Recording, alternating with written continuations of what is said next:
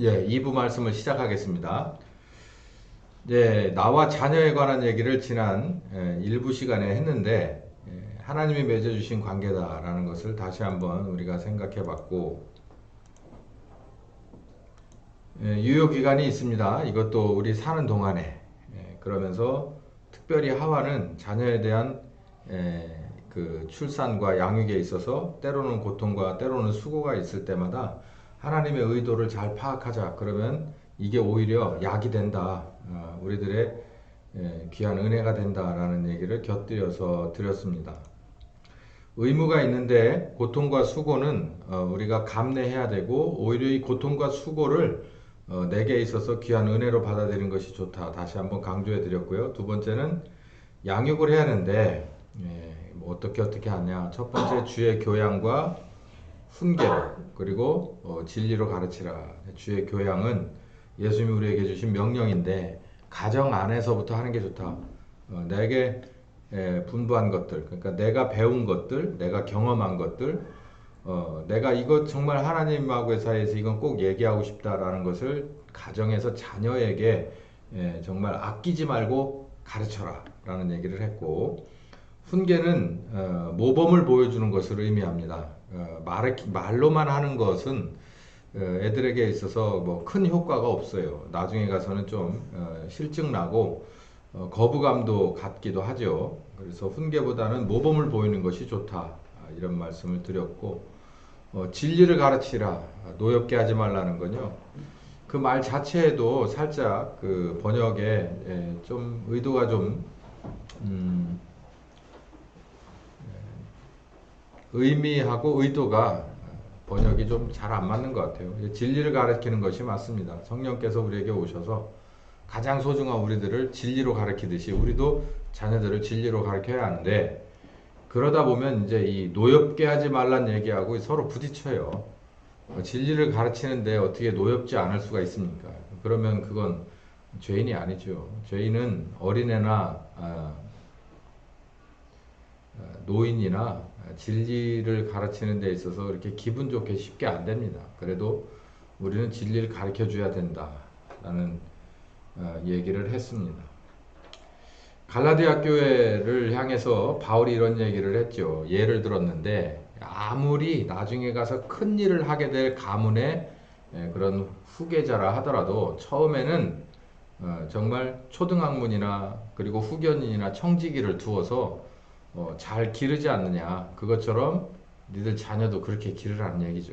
나중에 가서 하나님이 엄청 크게 쓰기 위해서 하나님이 데려다가 하나님만의 교육을 하겠지만, 그 전까지는 기본적인 교육을 잘 해라. 하나님이 교육을 하실 때 큰 무리가 없게, 마치 예수님이 오시기 전에 침례 요한이 길을 여는 작업을 했듯이 그렇게 해라.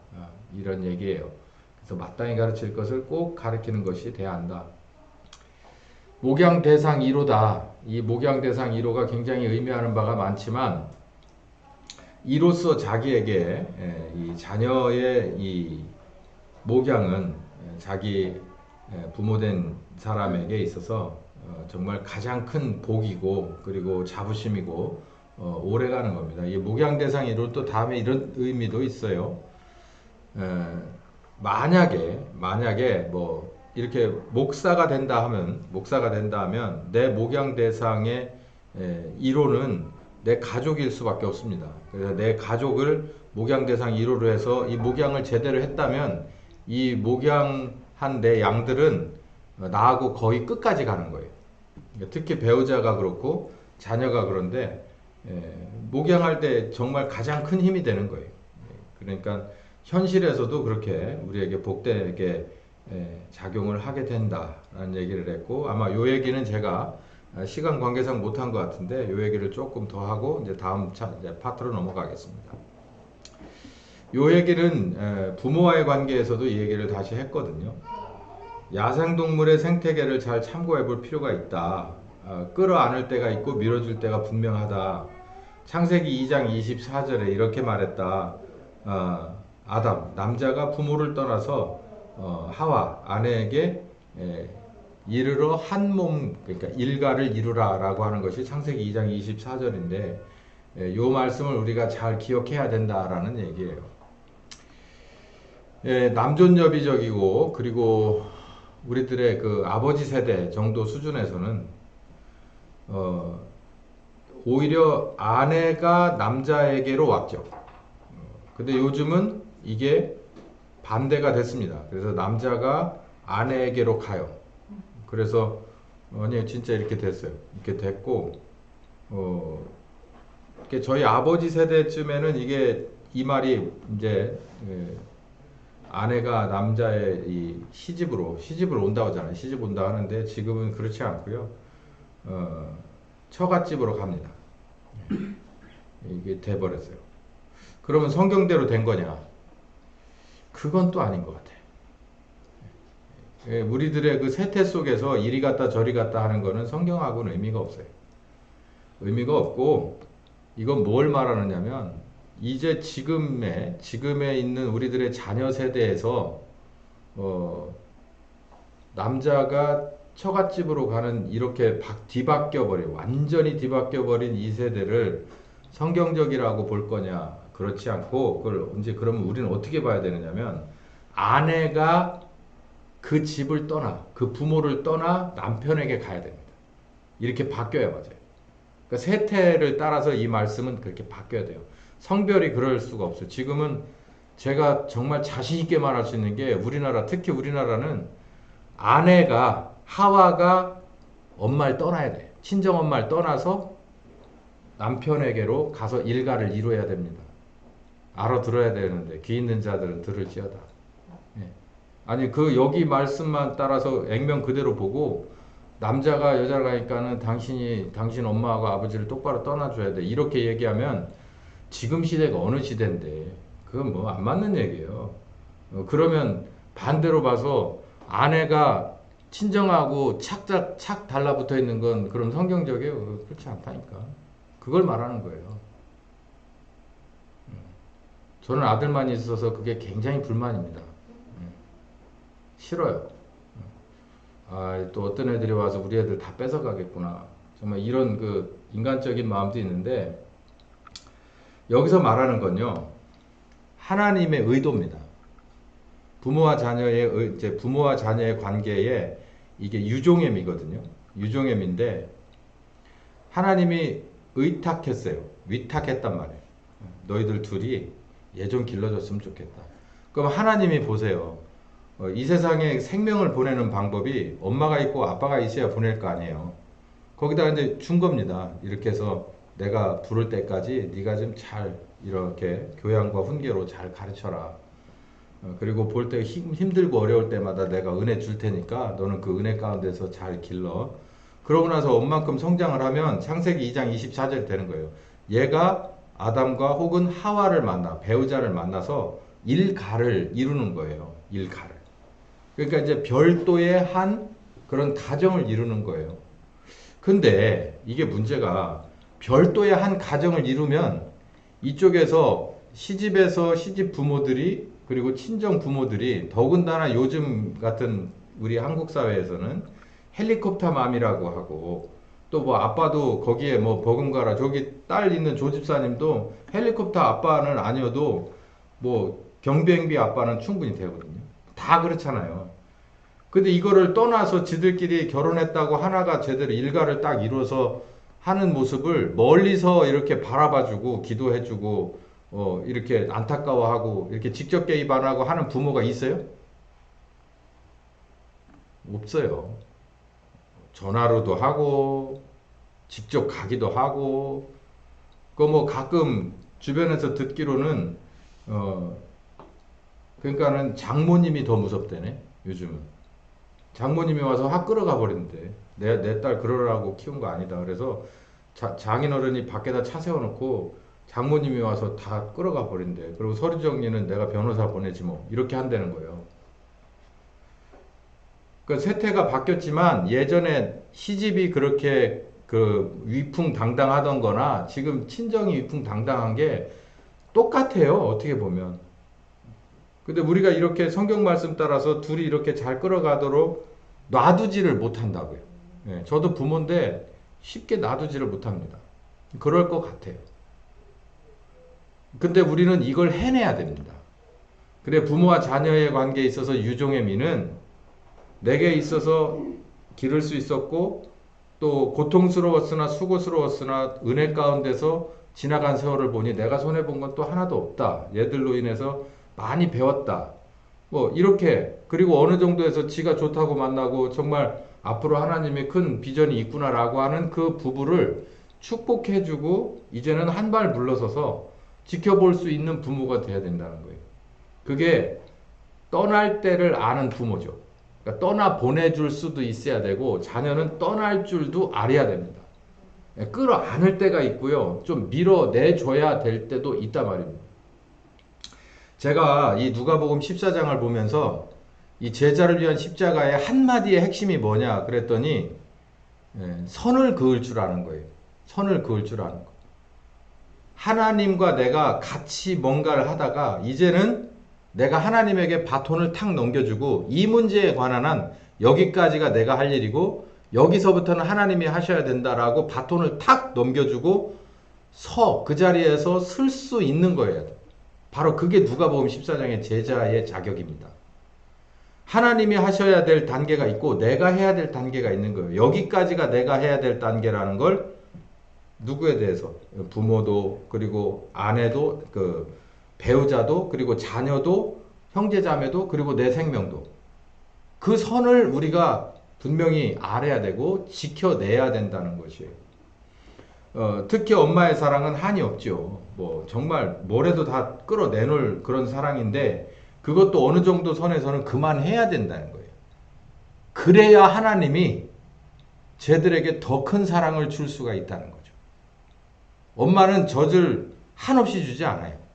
뭐 대부분 얼마나 주나 모르겠는데 어느 정도 수준이 되면 엄마는 이거를 떼어줘야 됩니다.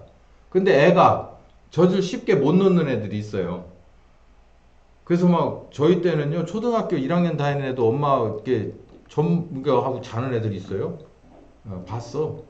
미쳤나 보다 내가 그랬거든요. 근데 그런 경우가 간혹 있다네. 엄마 젖을 못 놓는. 그러면 못 놓는다고 20살 먹을 때까지 옆에 끼고 있을 거예요? 그거나 마찬가지예요.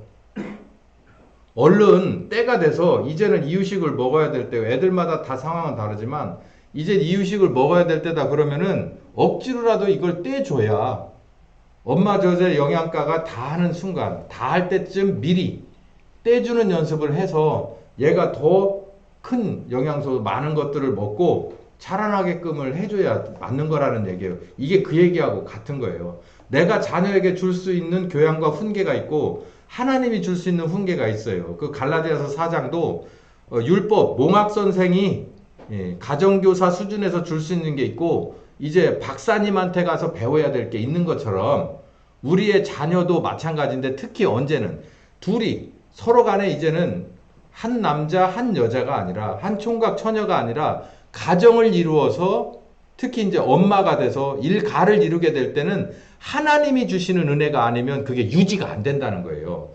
거기에 섣불리 친정엄마가 개입을 하고 좋은 거 해준다고 하는 거지. 돈도 들고 가고 자기 경험도 말해주고 백약이 무효라는 거예요. 백약이 무효.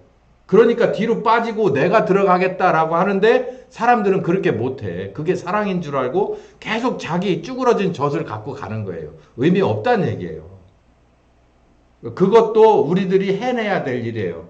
그러니까 나를 위해서도 그렇고 내 자녀를 위해서도 그렇고 어느 정도 선에서는 이제는 하나님이 저들과 어떻게 하시는 것을 간절히 기도하고 그렇게 바라면서 옆에서 숨죽이고 지켜봐야 되는 게 제자의 십자가라는 얘기예요. 우리 부모로서의 십자가. 특히 자녀를 향해서는 그렇습니다.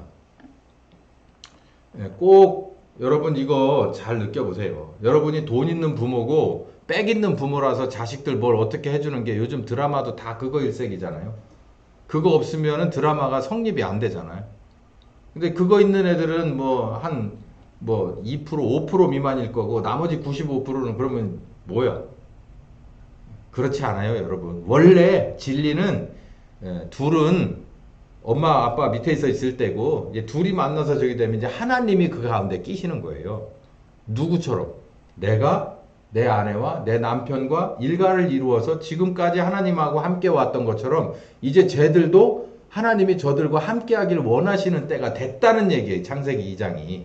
그래서 거기서 선을 딱 그어줘야 처음에는 갈팡질팡 좌우로 치우치고 주저앉고 지들끼리 물고 뜯고 싸우기도 하고 하지만 그러나 거기서 우리 주님이 개입을 하면 거기서부터 다시 이렇게 하나님의 계획을 이루어 가신다라고 하는 거라 우리 부모된 입장에서 애들이 그 정도 선에서 하나님을 만나기를 미리 그러니까 똑바로 내 품에 있을 때 가르칠 걸 잘 가르쳐야 돼. 주의 교양과 훈계로 정말 할 수 있을 만큼 내 젖을 잔뜩 먹여놓고 그리고 거기 딱 나가서는 이제는 하나님이 저들과 바톤 터치를 딱 해주면 하나님이 저들과 연결되기를 기다리는 수밖에 없어요. 그러려면 몸살을 조금 알아요. 몸살을 왜 안 앓겠어요? 알죠.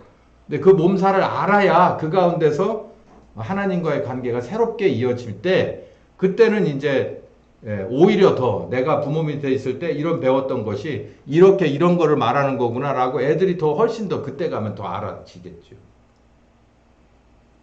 떠날 때 그리고 떠나 보내줄 때 요걸 알아야 된다라는 얘기를 다시 한번 강조했습니다. 생각보다 길지 않은데 이제 네 번째 관계는 나와 형제 자매예요. 이건 진짜 길 수가 없어요. 길 필요도 없고 제가 볼 땐 이거 하나님의 계획으로 그래놓고 2분의 1 가로 열고 2분의 1이라고 그랬는데 그러니까 선택이에요. 선택. 이게 하나님이 내게 이러라고 맺어줬구나 라고 하는 것이 완벽한 관계는 지금 이전에서 부모, 자녀, 그 다음에 배우자. 근데 형제 자매는 뭐 어떻게 보면 긴 것도 같고 어떻게 보면 별개인 것도 같아. 이만큼 이렇게 한치 걸른 거죠. 유효기간은 의무입니다. 아니 의무가 아니라 선택이에요. 의무일 수도 있고 선택일 수도 있어. 도대체 무슨 말씀 하시는 겁니까?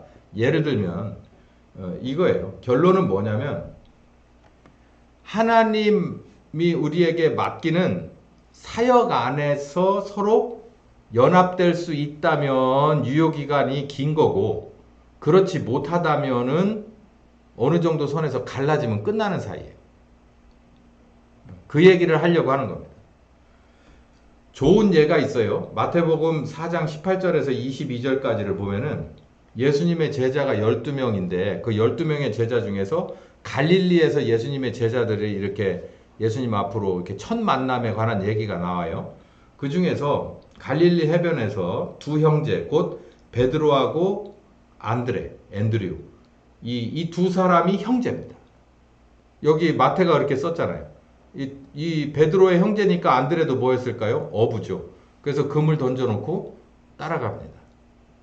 베드로, 안드레 형제예요. 이 사람들은 예수님의 제자로 한 번에 부르심을 받았어요. 형제가 똑같은 날. 그래서 어디까지 갔을까요? 땅끝까지 순교까지 갔죠. 그러면은 이 관계가 굉장히 깊은 관계예요. 하나님과에서도 연결된 관계고. 그러니까 하나님이 이 사람들 형제인데 같이 불러서 어디로? 예수님의 제자로 거기까지 연결시켜 놓으셨다면 이건 하나님의 계획 안에서 있는 관계예요. 근데 그렇지 않아요. 여기 또 한 케이스가 더 있는데 다른 두 형제가 있어요. 세베대 아들 야고보와 그 형제 요한. 그 유명한 요한입니다. 요한과 야고보. 예수님의 세 제자가 있어요. 그 중에 베드로, 야고보, 요한인데 베드로 형제는 안드레고 그리고 야고보의 형제가 요한이거든요.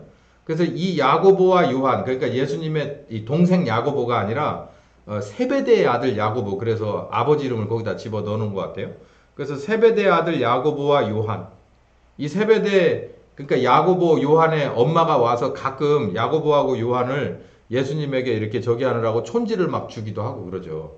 그런 장면이 나오잖아요. 여기 보면 예수님의 12명의 제자 중에서 형제가 두 형제가 있었어요. 근데 4명이죠. 이 사람들은 야고보와 요한은 예수님의 수제자 중에서 1, 2, 3위를 다투는 제자들이거든요. 이 형제간은 참 빛날 형제간이죠. 그래서 이렇게 부르심을 받은 관계가 있다. 그건 어떤 사람이냐? 하나님의 계획 안에 있고 유효기간이 길고 그리고 정말 그 안에서 하나님 뜻 안에서 굉장히 이 한 길을 똑같이 같은 방향으로 똑같이 가게 되는 이런 예가 이렇게 있고, 또 한 예는 사도행전 1장 14절에 보면, 지난번에 제가 몇 주 전에 설교할 때도 예수님의 아우들, 뭐 4명쯤 됐을 거라고 하는 이 아우들도 그 120명의 숫자 안에서 같이 기도하게 되었다라는 14절 말씀을 볼 때, 예수님의 아우들도 처음에는 예수님이 하나님의 아들인 것에 대해서 의문이 많았어요. 그래서 엄마도 마찬가지였고, 엄마도 자기 아들이 엄청 특출한 사람인지는 알았지만 그리스도라고는 생각을 안 했거든요. 그래서 뭐 가나온인 잔치 뭐 이런 데서 있을 때 엄마가 뒤에서 이렇게 불러내고 할 때 누가 내 형제 자매 못 치냐 막 이런 얘기 막 하고 예수님이 그랬단 말이에요.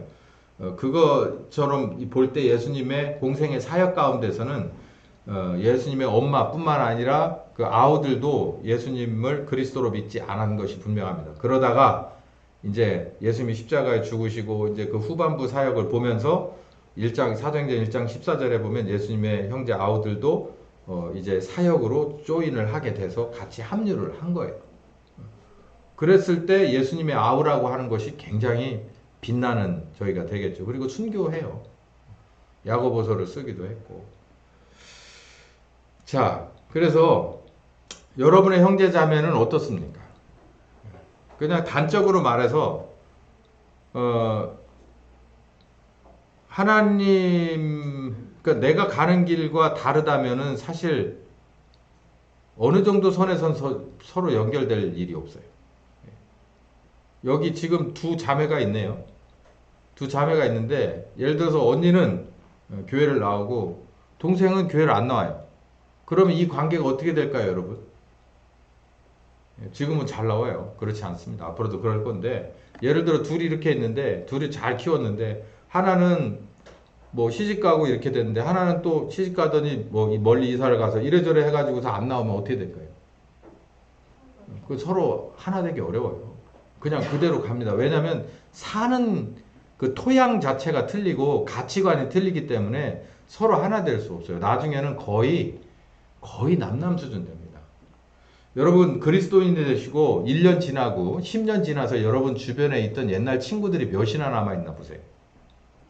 형제도 마찬가지예요. 형제는 친척, 그 친구보다는 훨씬 가까운 사이긴 해요. 그런데 예수님 안으로 우리가 들어왔는데 멀리서라도 같이 어느 교회 다니고 집사고 장로고 하고 이렇다면 그나마 좀 연결이 되는데 그렇지 않으면 답이 없습니다. 어떻게 그거를 얘기하셔? 제 형제간도 마찬가지고요. 저희 아버지 형제간은 6형제예요. 근데 처음에 예수 믿는다고 한 건 저희 아버지 혼자 믿으셨어요. 그러다가 지금은 이제 안 믿는 분이 뭐 이제 거의 없을 정도로 다 믿어지거든요. 그러니까 나중에 가서는 저희 아버지하고 같이 관계가 더 좋아지더라고.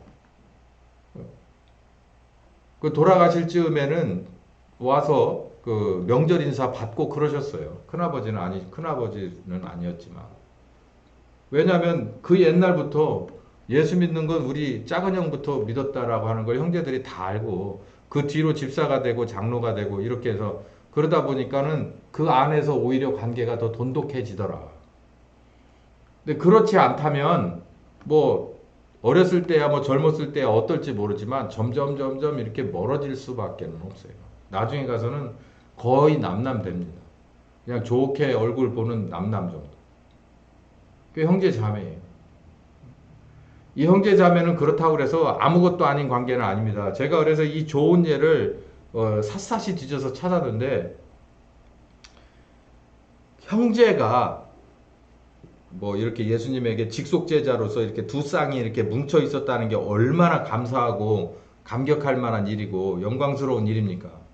멀리 떨어져서라도 그렇게 예수님 안에서 한 뭔가가 있다면 진짜 예수 안 믿는 사이도 형제 자매라고 우리 말하잖아요. 형제님, 우리 교회는 그런 얘기 잘 안 하는데 형제님, 자매님 막 이렇게 얘기하잖아요. 그거 처음에 되게 쑥스럽잖아. 근데 그 말이 일리가 있는 말인 게 왜냐면은 진짜 피를 나눈 형제인데도 하나는 교회에 있고 밖에 있으면 나중에 가서는 형제인가 자매인가 애매하다니까요. 근데 교회 안에서 들어가 있으면 그 안에서는 진짜 이 관계가 점점 더 성숙해서 갔을 땐 진짜 형제가 되고 진짜 자매가 된다고요. 오히려 그거보다 세요. 오히려 세다고. 우리는 그거를 보여줘야 될 사람이죠. 교회는. 자, 그래서 이 형제자매에서 결론은 뭐냐라는 거죠. 그래서 이 같이 형제로서, 자매로서, 남매로서 같은 방향으로 갈 수 있게끔을 언제나 노력하는 사이여야 돼요. 서로 간에.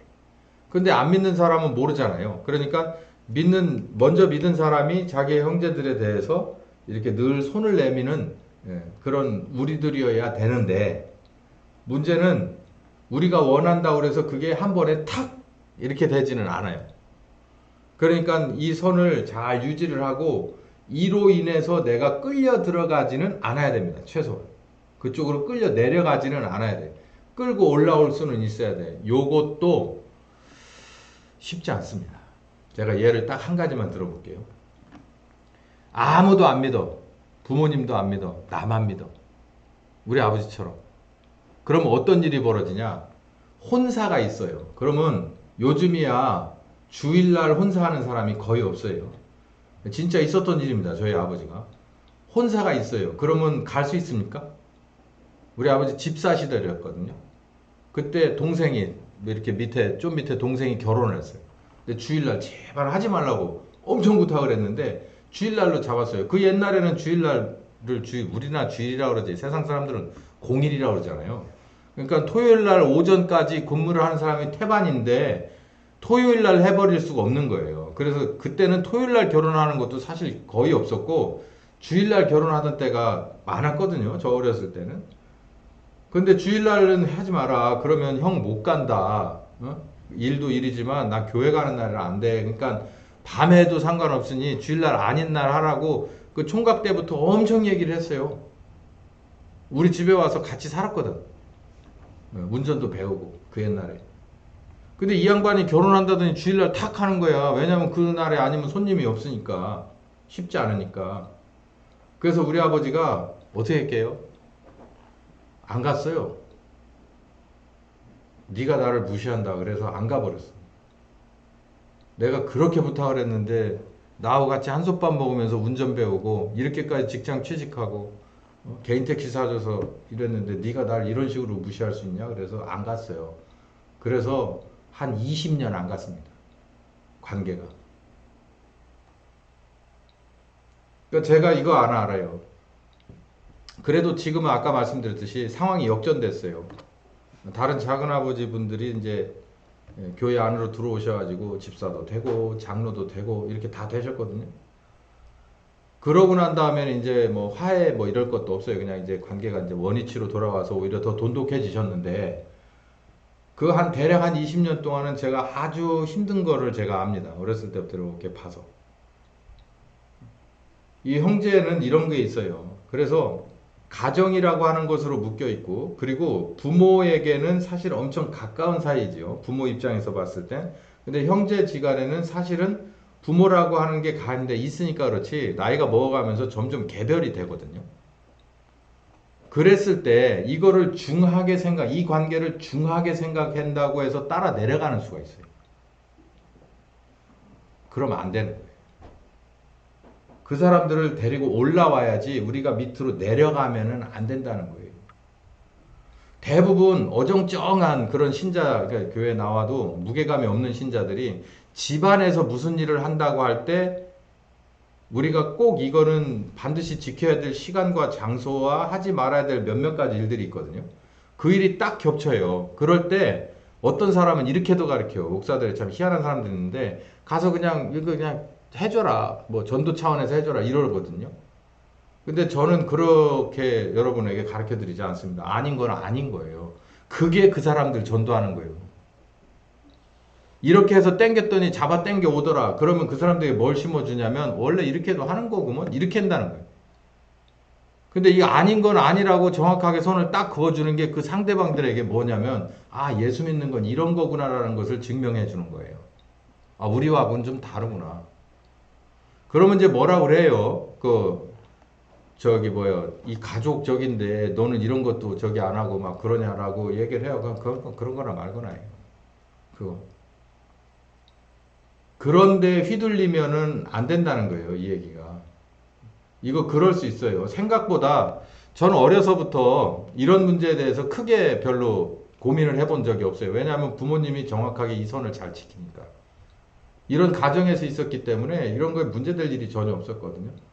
근데 제가 이렇게 목회를 하면서 또 주변에서 아는 사람들 이렇게 보면 이 문제 굉장히 힘들어하는 사람들이 있어요. 그러니까 이렇게 하니까 시집에 무슨 일이 있어야 되니까 이렇게 저는 정말 제 기준으로는 저건 일도 아닌데 왜 저렇게 질질 끌려다니지라고 하는 사람들이 있다고요. 여러분 그게 사랑 아닙니다. 사랑 아니에요. 그거 아닙니다. 아닌 건 아닌 걸 보여주는 게 그게 사랑입니다. 관계가 제대로 이렇게 맺어지는 거는 우리가 그 사람들 밑으로 들어가는 게 아니라 우리는 우리 위치에서 정도를 지켜주는 거예요. 그래야 이 시너지 효과, 형제가 같은 레벨에서 하나님을 같이 섬길 때 벌어지는 이 시너지 효과는 어마어마하게 커요. 자매도 마찬가지. 예를 들어서 저하고 같은 레벨이 맞는 이 정도 그 목회 경력이 있는 제 동생이나 제 한두 살 위에 형이 있다고 생각해요. 그거 생각보다 굉장히 파워가 큽니다. 예, 엄청 커요. 목회자 중심에서 제가 누군가에게 전화를 해서 형, 나 이렇게 목회를 하는데 이런 문제가 있어. 그럴 때 이거 소위 말해서 콜라보라고 그러죠. 엄청 센 겁니다. 사모님인데 자기 언니가 사모 경력이 나보다 5년이나 10년 더 있다고 봐봐요. 전화해서 언니 나 이렇게 해서 개척했는데 어려워. 엄청 센 겁니다. 이거 말도 못하게 여기 지금 베드로와 안드레 그리고 야고보와 요한도 여기에는 뭐 그런 얘기가 안 나왔지만 엄청 셌을 거예요. 서로 이 주고받는 힘이. 그러니까 이거는 같이 한 길을 걸어갈 때는 시너지 효과가 크고 거기까지 갈 동안은 같이 부르심을 받았으면 좋으나 그러니까 부모가 중요한 거예요. 형제를 잘 길러야 돼. 잘 길러서 최소한 그 신앙생활하는 그 범주 안에서는 둘이 떨어지지 않게끔을 만들어놔야 그 안에서 하나가 목회자가 되든 아니면 평신도 사역자가 되든 아니면 둘 다 평신도다 아니면 둘 다 목회자가 되든 간에 이 안에서 엄청난 유산이죠. 이 둘이 같이. 이 힘이 어마어마하게 되는 건데 그렇지 않고 하나는 믿고 하나는 안 믿게 만들어 버리면 그렇게 교육하고 그러면 물론 그렇게 할 생각이 없지만 그렇게 됐을 때는 진짜 이제 힘든 관계가 돼 버리는 거예요. 이거 사실은 어떤 때는 남남보다 못해요. 부모가 굉장히 중요하고요. 그리고 그렇지 않다 하더라도 끌려 내려가면 안 됩니다. 끌고 올라오는 거여야지. 그걸 우리는 명심해야 될 것입니다. 자, 이렇게 오늘 여기까지 형제 자매까지 이렇게 다 했는데요. 자, 우리 자녀와의 관계도 이제 제가 알려드릴 거 다 알려드렸고 형제 자매에 관한 것도 다 알려드렸습니다. 이제 다음 시간에는 우리 여기 성경 말씀에 있는 대로 내 목숨까지도 내 목숨보다도 더 주님을 사랑해야 된다. 이 이제 그 내 목숨이 들어가는데요. 요 얘기도 좀 중요한 얘기들이 많이 나오니까 기대하셨다가 들으시면 좋을 것 같습니다. 자, 우리 오늘 마지막으로 아프신 분들을 위해서 기도하겠습니다. 우리 김성미 집사님 계속 기침을 하시는데 오늘 지나고 이제 내일 모레 이렇게 되시면 이제 속히 이렇게 치료되기를 바랍니다. 그리고 지금 오늘 일찍 가셨는데 우리 김경희 성도님이 계속해서 그 출퇴근하면서 서울에 출퇴근하면서 그 방사선 항암 치료를 받고 있어요. 이를 위해서 우리 기도하고 오고 가는 길도 그렇고 과정도 우리 주님 귀한 은혜 주셔서 힘 주셔서 잘 견디고 정말 치료가 되기를 바랍니다.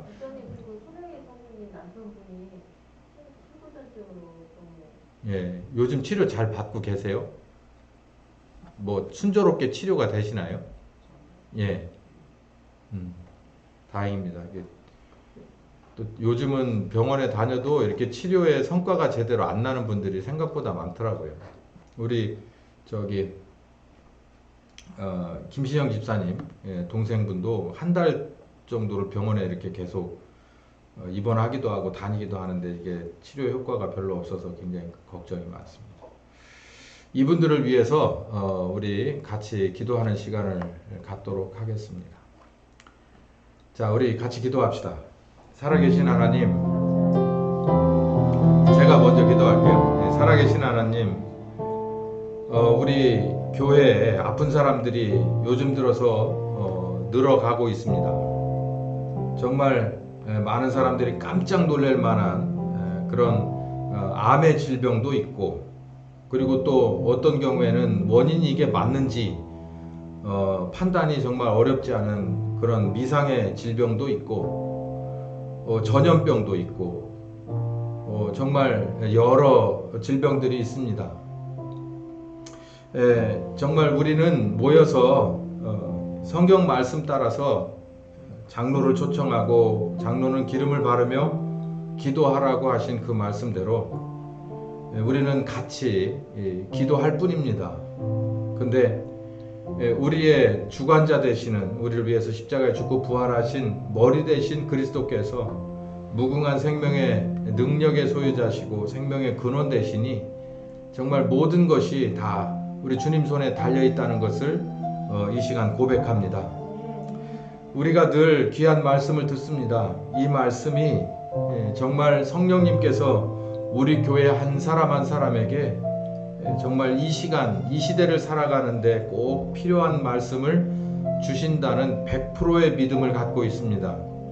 이 믿음 가운데 이 주시는 말씀 따라서, 이 말씀은 우리가 배워야 될 교양이기도 하지만 이 안에는 무궁한 생명의 능력이 들어있고, 그 말씀이 나의 육신과 육신 안에서 모든 신체의 모든 것, 관절과 골수까지도, 그리고 영적인 내 마음도 영도 다 하나님이 귀한 새로운 생명으로 역사해 주신다는 말씀을 또 100% 믿습니다. 이로써 이 시간에도 이 말씀을 의지하고 꼭 붙잡고 우리 모두가 기도하길 원합니다. 우리가 주님 예비하신 귀한 말씀을 교양으로 들었습니다. 이제는 이 말씀 붙잡고 기도하오니 우리들 가운데 예수님 살아계실 때, 이 세상에 오셨을 때 그렇게 한 사람 한 사람을 정말 진심으로 치료해 주셨듯이 이 말씀께서 우리도 이 말씀 붙잡고 기도할 때 이 말씀께서 우리들 가운데 있는 환자들에게 귀한 무궁한 생명의 능력으로서 치료해 주시옵시고 치유하여 주시기를 바랍니다. 우리 다 같이 이 시간 기도합시다. 믿음을 가집시다. 살아계신 하나님의 믿음을 가집시다. 그분의 입에서 나오는 말씀의 능력에 관한 믿음을 가집시다. 그리고 기도하라고 하신 말씀을 의지합시다. 그리고 이 시간 기도합시다. 우리 한 사람 한 사람, 김경희 성도를 위해서 기도하고, 그리고 손내희 성도님의 남편을 위해서도 기도하고, 김신영 집사님의 동생을 위해서도 기도하고, 우리 김성미 집사님을 위해서도 기도하고, 여러분 이 앞에 내놓지 못했지만 여러분 속에 있는 이름들을 다 주님 앞에 아뢰고 기도합시다.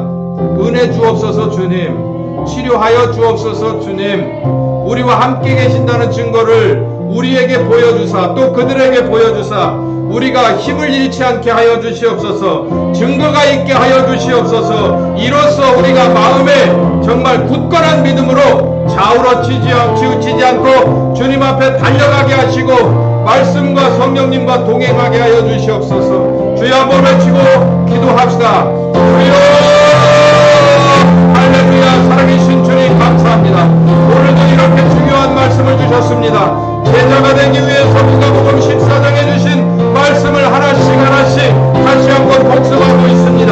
주여 아버지, 이 말씀을 통해서 우리가 우리의 자녀를 어떻게 봐야 하는지, 하나님을 어떻게 보고 계시는지, 어떻게 뜻을 세우셨는지, 어떻게 만들어가기를 원하시는지, 바꿔가기를 원하시는지를 배웠습니다. 형제자매도 마찬가지로 배웠습니다.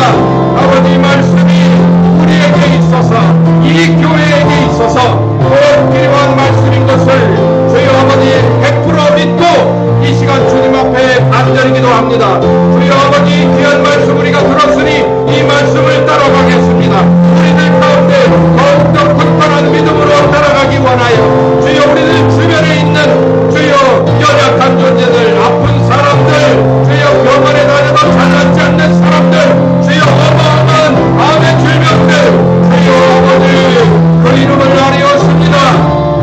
그들 가운데 귀한 은혜를 베풀어 주시옵소서.